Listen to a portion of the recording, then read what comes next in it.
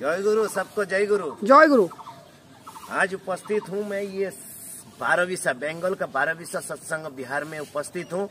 और ये बंगाल का 12वीं सत्संग विहार बहुत ही प्राचीन मंदिर है, बहुत पुराना मंदिर है। क्योंकि जब ठाकुर जी पावना में थे उसी टाइम में ही यहाँ पर सत्संग का एक माहौल थे। हाँ, ये मंदिर बनते हुए 15 साल हुआ है, लेकिन यहाँ का जो सत्संग का माहौल, जो केंद्र मंदिर थे, बहुत ही पुराना सरब। तो ये 12वीं सत्संग मंदिर के बारे में आप लोग को थोड़ा जानकारी देने का प्रयास करूंगा। और यहाँ का जो माहौल है, यहाँ का जो प्राकृतिक सीन है, मंदिर का आसपास जो कुछ है, सब कुछ आप लोग को दिखाने का प्रयास करूंगा। आप लोग देखते रहिए।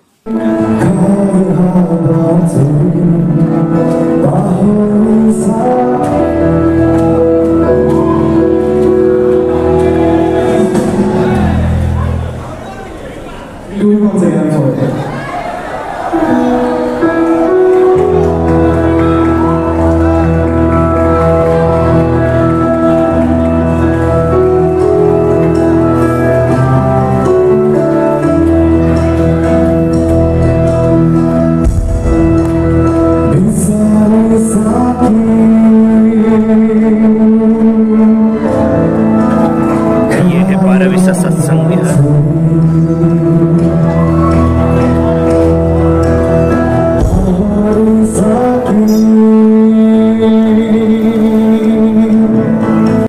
परमदयाल श्री श्री ठाकुरे आमादेर दैनन्दिन जीवनेर ऊपर लक्ष्य रेखे एमन हाजार हाजार बाणी दिएछेन जे सब बाणी यदि आमरा एकटु हलेও चरित्रगत करी पालन करते चेष्टा करी से किन्तु आमी प्रकृत जिनिसटार এটা পেয়ে যাব।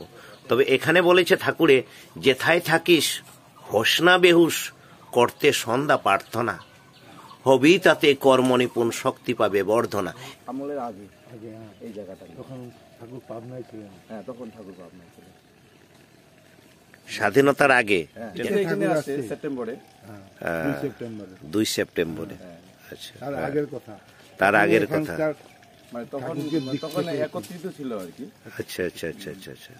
তখন ওই এখানে ওই প্রথম অ্যাকচুয়ালি এটা হচ্ছে কি, মানে উলু খেয়ে থাকে না, সমস্ত থাকতো এখানে। এই যে গরু টরু মারা ঠারা গেলে এখানে রাখতো।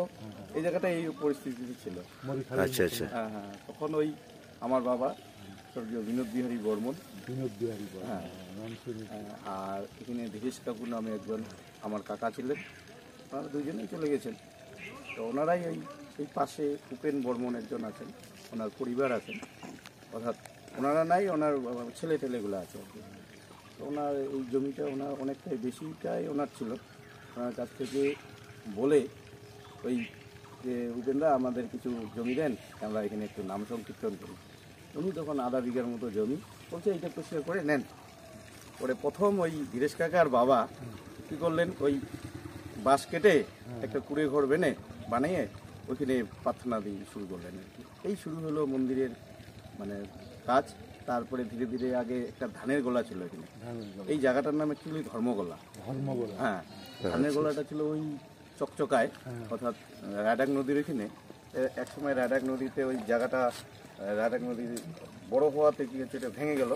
ভেঙে যাওয়ার পরে কোথায় হবে, তখন এই জায়গাটাকে কিনে এখানে একটা হলঘর ছিল এখানে আগে, আমরা ওইখানেই প্রার্থনা করতাম। ওইখানটাই হচ্ছে ধানের গোলাটা ছিল। হ্যাঁ, এই জায়গাটাকে সবাই ধর্মগোলা বলেই জান। ধর্মগোলা, হ্যাঁ। মানে ওই যখন সিজন ধানের, সেই সময় সবাই ধান দিত। আবার যখন ওই যে টান পড়তো ধানের, তখন ওইখান থেকে ওই 5 কেজি নিলে 10 কেজি দিতে হতো। এই সিস্টেমে ধানের গোলাটা ছিল। এই করতে করতে করতে দীর্ঘদিন চলছে। তার পরবর্তীতে আস্তে আস্তে আস্তে মন্দিরে আগে 2 দিন করে উৎসব হতো, চৈত্র মাসে 9 চৈত্র 2 দিন করে উৎসব হতো। এই উৎসব হতে গেলে অনেক ঋণপাতি শুরু হলো। তারপরে ধীরে ধীরে ধীরে এই ঠাকুর বাড়ি থেকে যত রুলস চেঞ্জ হলো। আর অর্থাৎ আমাদের 2009 সালে এটা তো উদ্বোধন হলো মন্দির, পরবর্তীতে শ্রী মন্দিরে। তো 2009 সালে এই 12वीं সৎসঙ্গ বিহার মন্দির, হ্যাঁ, 29 মে জানতে পেয়েছিলাম যে সারা বাংলাতে পুরানো মন্দির বলতে এটাই মন্দির নাকি? না, এটা আছে, আর একটা শালবাড়ি আছে, এখনো কেন্দ্র মন্দির হয়ে আছে। আচ্ছা আচ্ছা। আর একটা আছে তুফানগঞ্জে মানসাই, আচ্ছা আচ্ছা আচ্ছা। এইগুলো হচ্ছে অনেক পুরনো মন্দির। হ্যাঁ, ঠাকুরের।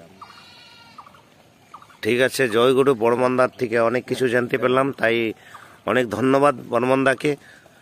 আজকে আমরা বারোবিশা সৎসঙ্গ মন্দিরে, এই যে বর্মনদা আমাদের সাথে, তো বর্মনদা আর আমাদের কাজী মামা, আমরা সবাই একসাথে আছি। আর বর্মনদা আজকে বারোবিশা মন্দিরের বিষয়ে বিশেষভাবে বললেন, তো আমরা অত্যন্ত খুশি হলাম। বর্মনদাকে জয়গুরু, জয়গুরু, জয়গুরু। তো আমাদের সাথে যে সবাই আমরা একসাথে অনেকক্ষণ গল্প করলাম, আর খুবই মানে রসাল গল্প, মানে মধুর গল্প। এসব গল্প খুবই কম শুনতে পাই আমরা। তবে কি আজকে আমাদের সৌভাগ্য, বর্মনদার সাথে দেখা হলো, আর আমরা আজকে বারোবিশা मंदिर हिस्ट्री একটু पुरानो कथा हमरा जानते पारलाम, ताई हमरा खूबी खुशी। जय गुरु। बारहवीसा सत्संग बिहार का बारे में आप लोग को पूरी के पूरी जानकारी देने का प्रयास करूंगा। ये है बारहवीसा सत्संग बिहार। वाकई बहुत सुंदर मंदिर है, और ये मंदिर बहुत ही पुराना मंदिर है, और ये मंदिर वाकई बहुत सुंदर। यहाँ का इलाका बहुत बड़ा एरिया है। हम लोग जो बोलते हैं 12 बीघा जमीन के ऊपर ये मंदिर बने हुए हैं। ये मंदिर आप लोग देख सकते हैं। यहाँ देखिए बहुत ही सुंदरता पूर्वक फूल फ्लावर्स का ये गार्डन है। ये दादा लोग पूरा मेहनत करते हैं मंदिर को साफ सुथरा रखने के लिए। सुबह से प्रेयर के बाद से ये दादा लोग मंदिर का चारों ओर साफ सुथरा करते हैं। बहुत ही ध्यान रखते हैं मंदिर को सुसज्जित रखने के लिए। तो दादा से 2-4 बात करते हैं। दादा जय गुरु, ভালো আছেন দাদা? আচ্ছা আচ্ছা, আপনি কত বছর যাবত মন্দিরে আছেন? 40 বছর উপরে মন্দিরে আছেন। বাহ, দাদা নামটা বলবেন? रविंद्रनाथ। ये दादा रविंद्रनाथ रायदा ये मंदिर में 40 साल से यहीं पर है, मंदिर का देखभाल कर रहे हैं। और दादा बहुत ही स्वस्थ है, मंदिर में रह के बहुत ही खुशहाल है, आनंदित है। दादा का दादर बाड़ी को था दीनहाटा। अच्छा, दीनहाटा कुचबिहार दीनहाटा से ये दादा है। तो ठीक है दादा को जय गुरु। अभी मैं आप लोग और कुछ दिखाने का प्रयास करूंगा। तो देखिए ये है पूरा मंदिर का चारों ओर, देखिए बहुत ही सुंदरता और प्राकृतिक जो पेड़ वगैरह सब कुछ है। देखिए आप लोग देख सकते हैं यहाँ इतना बड़ा बड़ा पेड़ है। एक एक पेड़ का उम्र अगर हम लोग देखें तो 100 साल से ज्यादा उम्र है ये सब पेड़ का। आप लोग को देखते ही पता चल जाएगा। देखिए ये सब जो पेड़ है ये 100 साल से कम नहीं है ये सब का उम्र। और हम आप लोग को दिखाने का प्रयास करूंगा यहाँ का जो फ्लावर गार्डन, फ्लावर विभिन्न प्रजाति का फूल है। हाँ, फूल लगा दिया है क्योंकि ठाकुर पूजा में हरदम हमको लगता ही है फूलों का बहुत ही आवश्यक है। तो इसलिए ये फूलों का गार्डन बना के रखे हैं। हाँ, टोटल ये गार्डन ही होगा फ्लावर का। ये देखिए, अच्छा अच्छा अच्छा अच्छा अच्छा, ठीक है। तो ये देखिए मंदिर का चारों ओर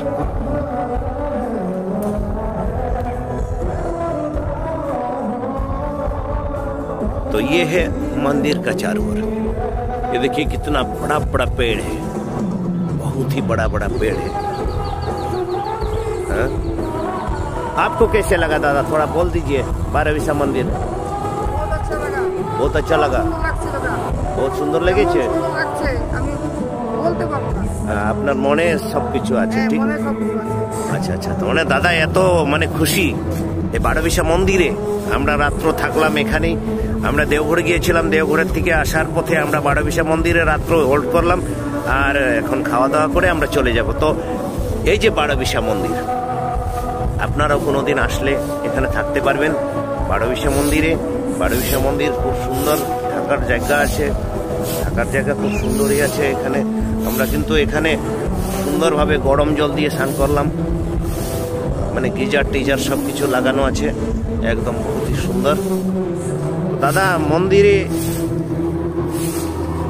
রাত্রটা যে আমরা এখানে কাটালাম, কি অনুভব হলো, কেমন অনুভব হলো কিছুটা বলবেন? হ্যাঁ, সেটা এখানে এসে বুঝতে পারলাম। আচ্ছা আচ্ছা আচ্ছা,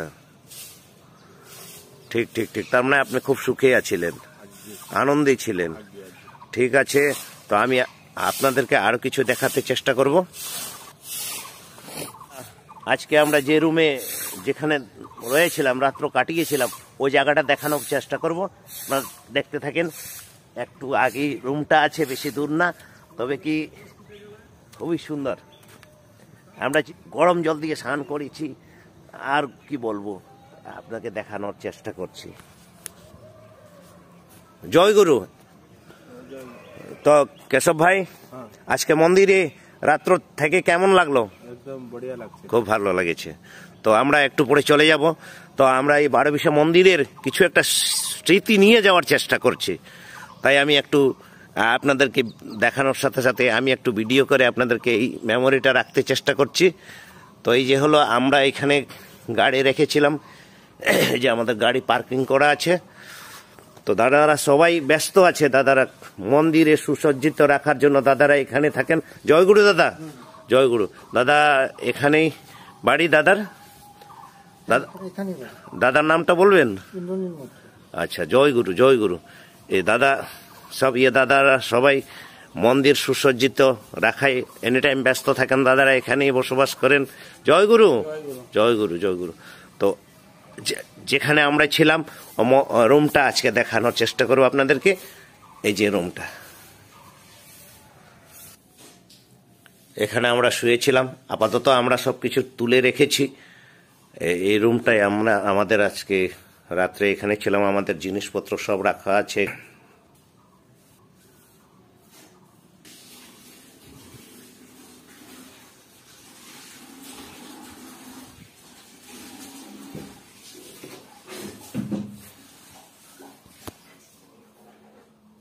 পুরা গরম জলের সুব্যবস্থা।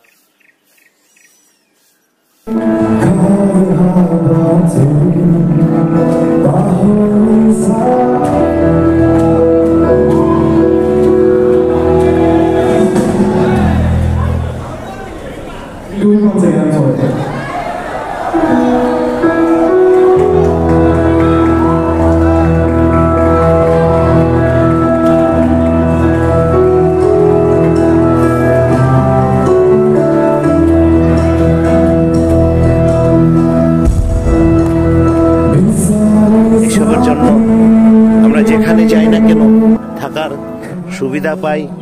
এই হলো ঠাকুরের অশেষ দয়া।